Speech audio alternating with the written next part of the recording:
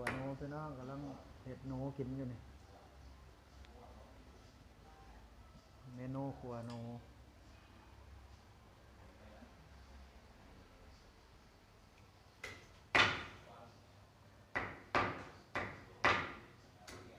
หนูพี่น้อง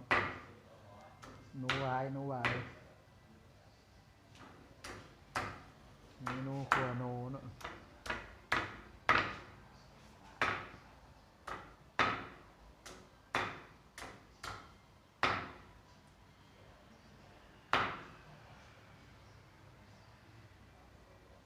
หนูตัวใหญ่พี่น้องนะใหญ่เติบอยู่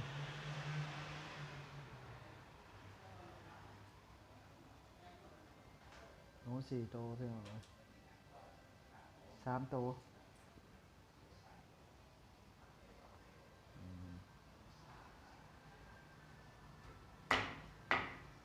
นี่เขาเมนูขัวหนูเนาะ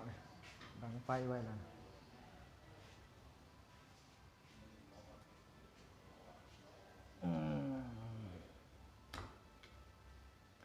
เห็ดเมนูขัวหนูมานี่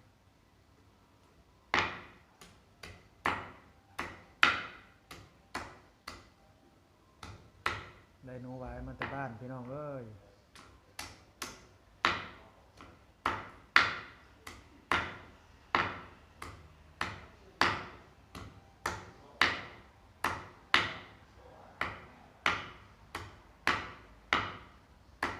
โพ่นมันเขาก็ใส่ถุงให้เนาะเห็ดขับอะไร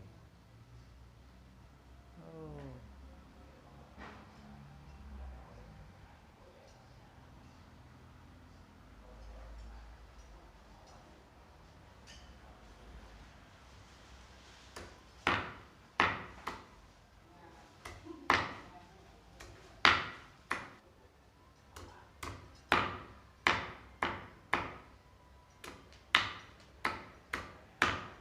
ขัวโนพี่น้องขัวโนได้หนูไว้มาแต่บ้านโอ้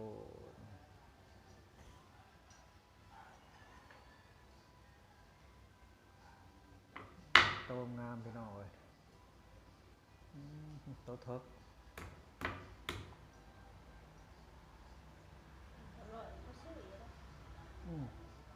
งามมาเลยให้เราฝากให้แต่บ้านเป็นเลยเอาเงินของเราเพื่อเทมชนะเป็นใบขับ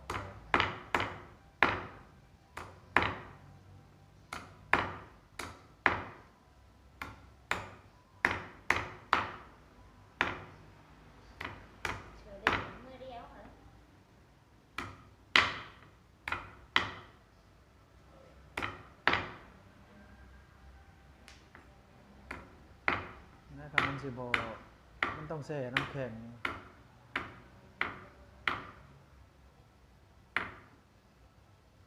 มือเดียวหอด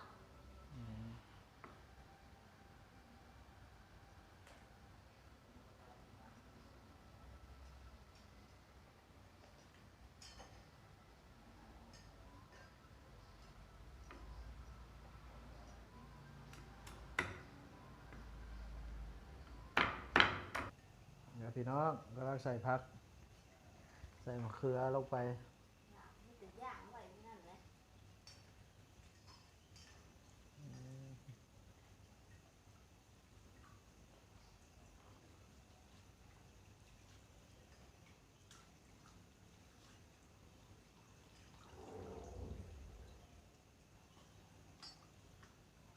ขัวโนเมนูขัวโนพี่น้อง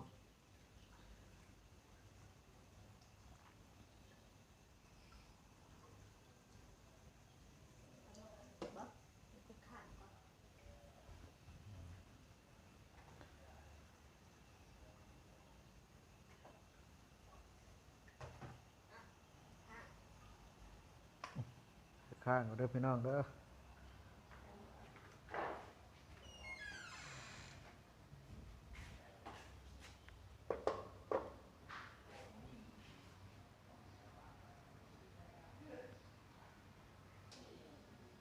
ตอนนี้เราก็ใส่พริกลงไปแล้วได้พี่น้องรอพดอันนี้ก็พักไม่ต้องใส่ ถามหนูซุปก่อนใส่ผักลงไป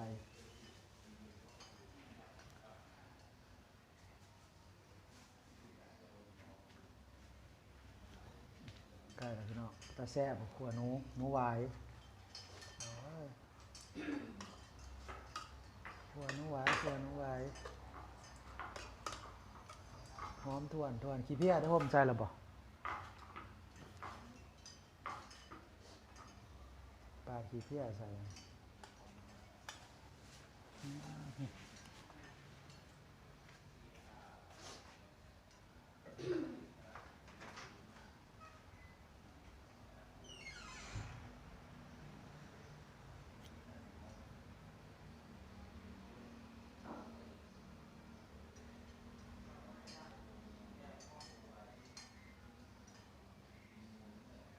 เป็นไงพี่น้องให้ใส่มะเขือใส่หยังลงไปน้ำ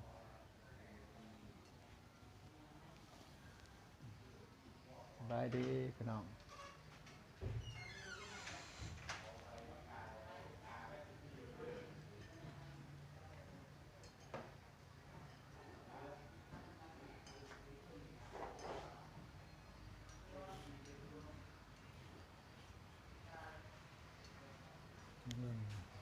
ขี้เพี้ยหนูเนาะหนูหวายแล้วจะนำขี้เพี้ยลงเลยพี่น้อง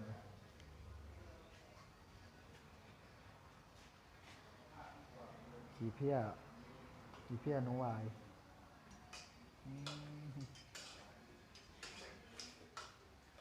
ผักบอพี่น้อง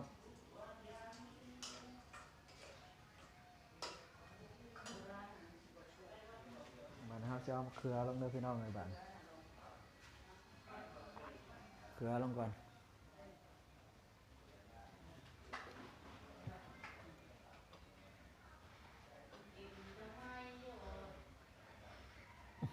เกลือลงก่อนพี่น้องยันบะสุก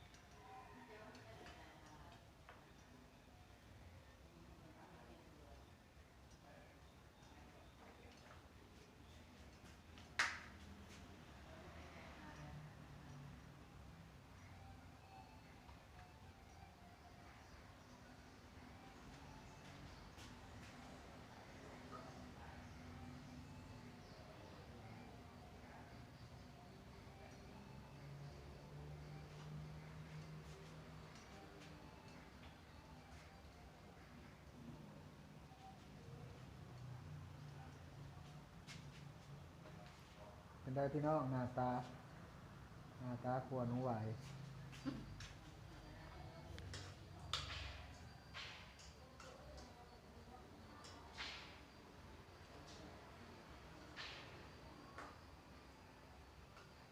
หอมห่วยๆแล้วได้บาทนะ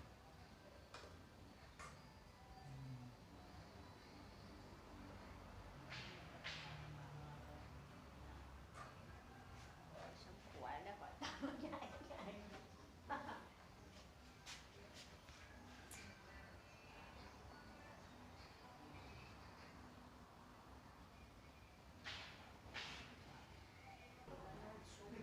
ใกล้แล้วพี่น้องใกล้แล้วเคือเอาซุกก่อน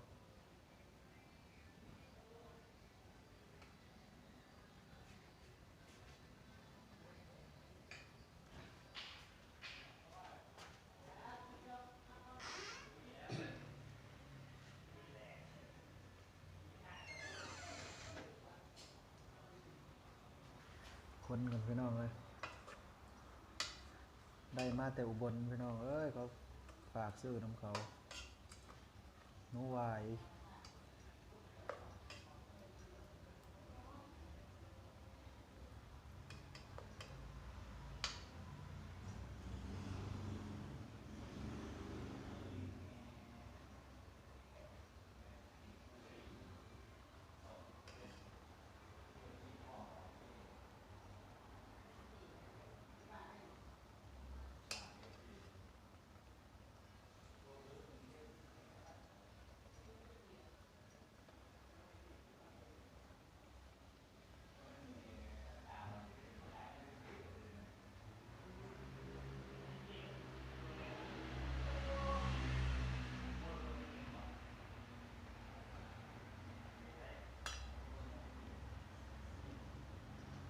ตาเป็นตากินบ่พี่น้อง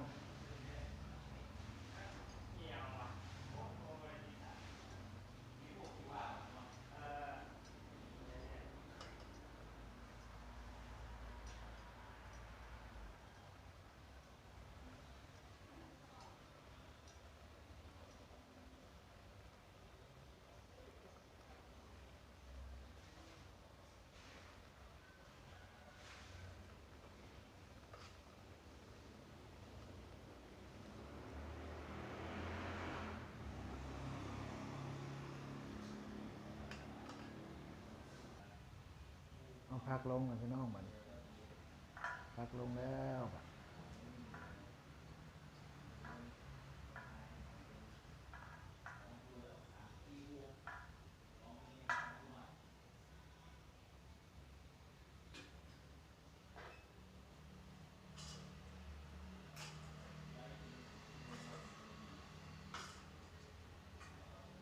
โคตรนี่สองถุง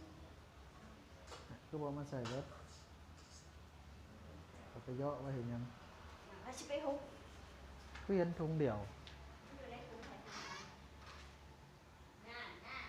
เห็นกันอีกได้เฮ้ยโอ้ยยังไม่ใช่ถือกามึงนั่นยังไม่เอาออกมาแล้วเพื่อนเลย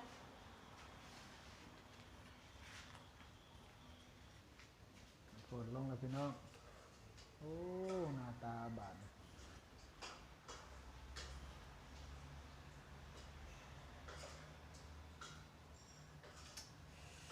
จะแซ่บดีพี่น้องเลยขอหม้ออีกแล้วเพิ่น อ้าวซีมันดูกัน ชิมมันก็เด้อพี่น้องเด้อบัดนะ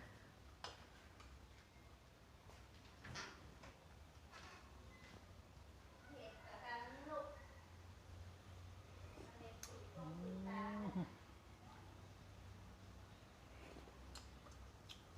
พอดีปะ ขมมะลิเอาหน้ามาใส่อีกเนี่ยขมพี่น้องขมใส่โทนลงไปนำ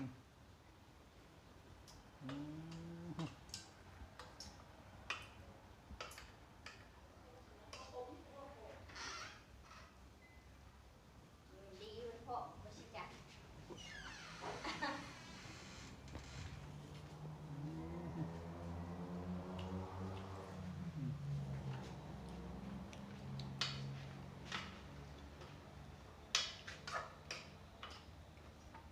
ชิมมึงดูกูเห็นทำไมคั่วซีดเหมือนพี่น้องนะ